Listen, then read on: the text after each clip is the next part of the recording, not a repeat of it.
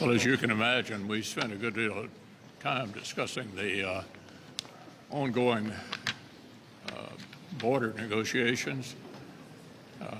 The American people expect us to do something about this problem, and we're working hard on a bipartisan basis to try to come up with a piece of legislation that will actually help begin to solve this crisis at the border. But I don't want to lose track of what the rest of the supplemental is about. I mean, the world is basically at war. I won't risk the entire list, but you're familiar with the attacks by the Iranians themselves on our troops in Iraq and Syria. The Houthis exchange has been ratcheted up. Then we had already the war in Israel and the war in Ukraine. This is a situation that cries out for American leadership, not only protecting our own border, but helping our allies abroad, because our enemies are on the assault in a variety of different ways, either directly or through their proxies.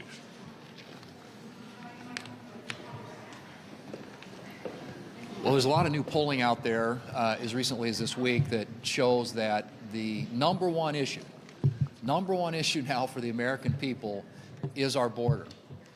It surpassed even inflation as the issue people care most about. And people all across the country are saying that Congress, Democrats and Republicans, ought to work with the president to try and put in place new, strong, meaningful and serious and real border policy. And that's exactly what we intend to do. We've talked about this a lot in the past. There are a lot of national security threats our country faces around the world, but we have to deal with the national security threat that exists at our southern border. People have been flocking across there now, literally through the entire Biden administration. The Biden administration has turned a blind eye and a deaf ear to what's happening down there. People can see it with their own eyes. It is an incredible crisis with consequences that go way beyond just the immediate. These are national security implications associated with what's happening at our southern border and the fact that we are consistently dealing with threats coming across that border that put the American people at risk. So it's got to be fixed. And as I said, James Lankford's leading the effort among Senate Republicans on this. Right now, the Biden administration's principal policy when it comes to the border has been catch and release. We want to codify a policy that is detain and deport, a very distinct difference. And these are tools that will be available not just today, but for future administrations and future presidents. The next president on day one would have these tools available at their disposal to get operational control, maintain operational control of the southern border. But it's got to start somewhere, and it needs to start with strong, meaningful, real, serious, and enforceable policies at our southern border.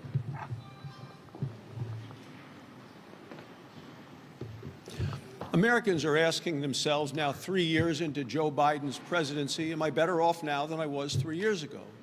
Resoundingly, the answer is no. People are worse off in terms of their economic and financial security. We're worse off in terms of border security. Worse off in terms of national security, and it's Joe Biden and the Democrats who have caused these problems. Right from the beginning, Joe Biden reversed successful policies that helped secure the border. And a result of those actions, we have now had 8.8 million illegal immigrants coming into this country. Cities are being overrun. People cannot keep up with what's happening in the communities. Mayors are protesting. Additionally, a short time after that, Biden and the Democrats passed a massive $1 trillion reckless spending bill.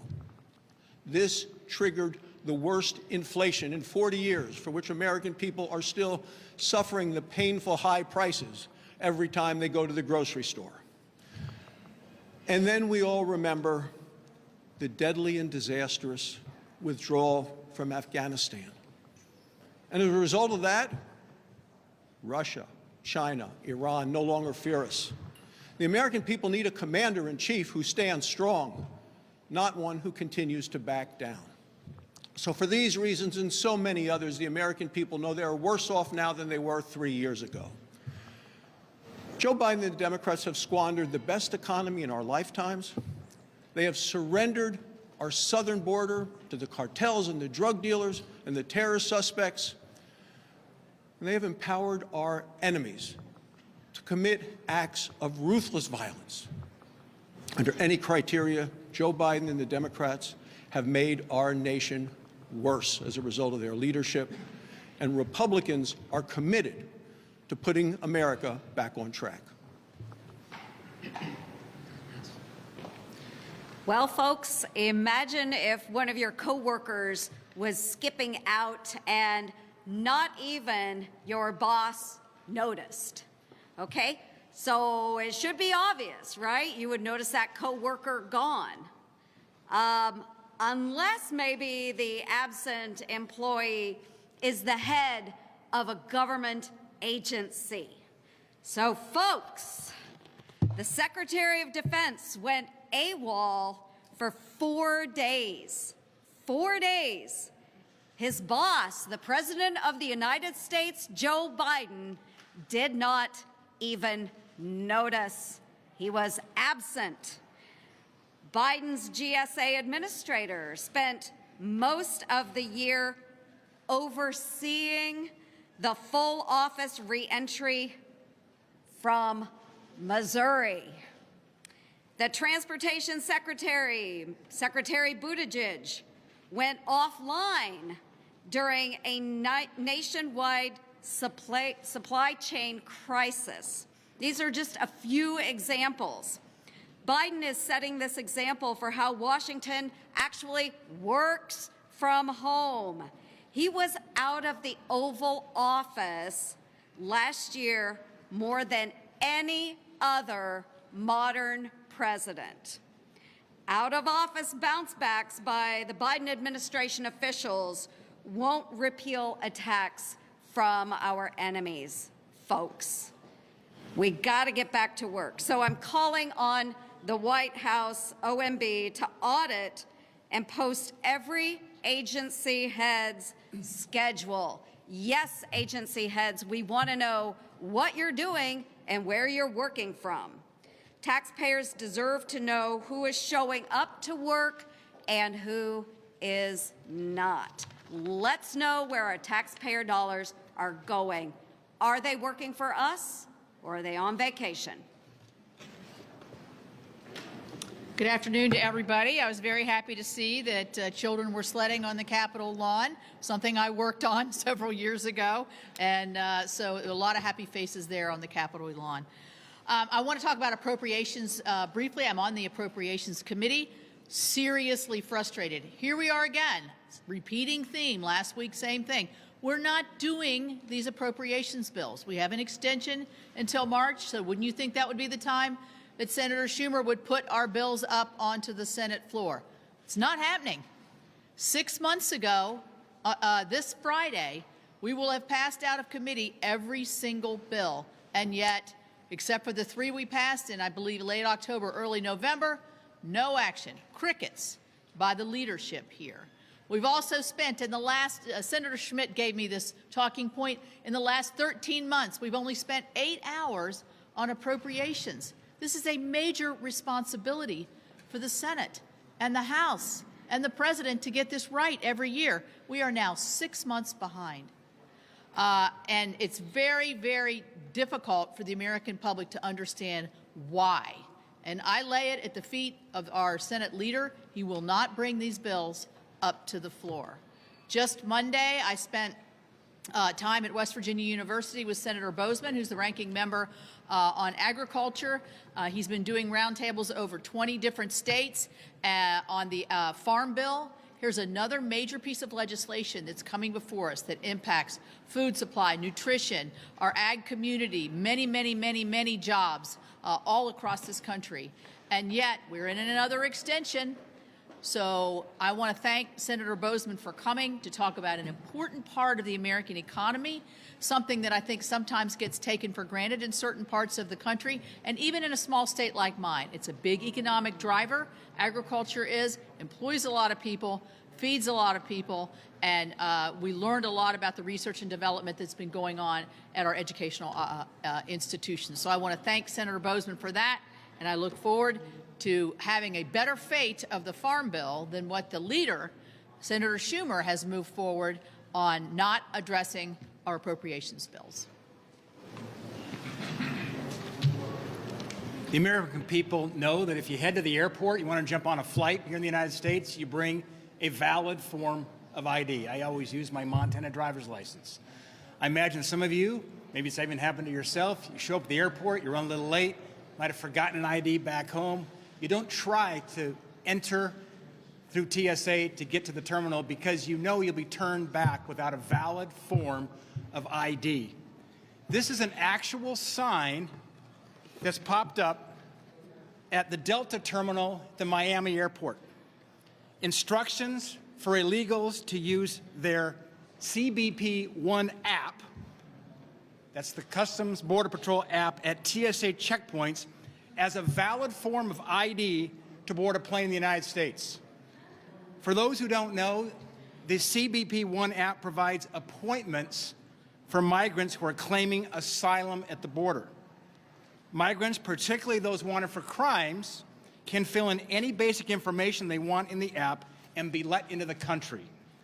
The goal is to, and I quote, validate adult non-U.S. citizen travel documentation when the traveler does not otherwise have an acceptable form of identification.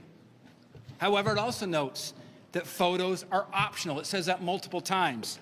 It says it can provide biographical information if requested, but notes that information is not stored, again, multiple times. How is this even serious? Illegals coming to the United States from countries that are designated state sponsors of terror and on terror watch lists can use this process. Americans, think about this for a moment. We, as Americans, are going to be forced to acquire a real ID by May of 2025, or you, or anybody else here, myself, will be barred from boarding a flight in the United States. How in the world can we justify this when illegal immigrants are allowed to board planes with unverifiable information they filled out on an app? The administration, the Senate Democrats say they're concerned about the southern border, but their actions prove otherwise. It's time to get serious. Good afternoon. I know you've had your problems with former President Trump here, but if he continues to do well in the primaries and more Republicans, members of Congress continue to endorse him, would that appear strange if you, the top Republican in the Senate, are not endorsing him for president? Well, I don't have any announcement to make on the presidential election. In fact, you all may recall I've stayed essentially out of it, and when I change my mind about that, I'll let you know. With election year politics heating up, at what point does this Ukraine border package have to get done before it gets subsumed by election year politics? Months ago. Obviously, I think you already know how strongly I feel about the international challenges that we have and our need to address them. I also feel that way about our southern border. We are working hard, continuously, to try to get a solution on the border part of it. I think this is the ideal time to do it. I think all of you know the politics around here. If this were not divided government, we wouldn't have an opportunity to do anything about the border. In fact, I don't think we'd get 60 votes for any border plan if we had a fully Republican government. So this is a unique opportunity where divided government has given us an opportunity to get an outcome. Virtually all of my members have said to their constituents for a long time, we need to fix the border. This administration is not going to do it unless we force them to, and we're going to continue to press to try to get an outcome that we can put on the floor, that the majority leader can put on the floor in connection with all of these other problems that need to be addressed by the number one country in the world who elects its own leaderships. Leader McConnell, just to follow up, do you feel you need to mend your relationship with the former president if he wins the nomination? I don't have any news to make today. We're all watching New Hampshire with great interest. Leader McConnell, do you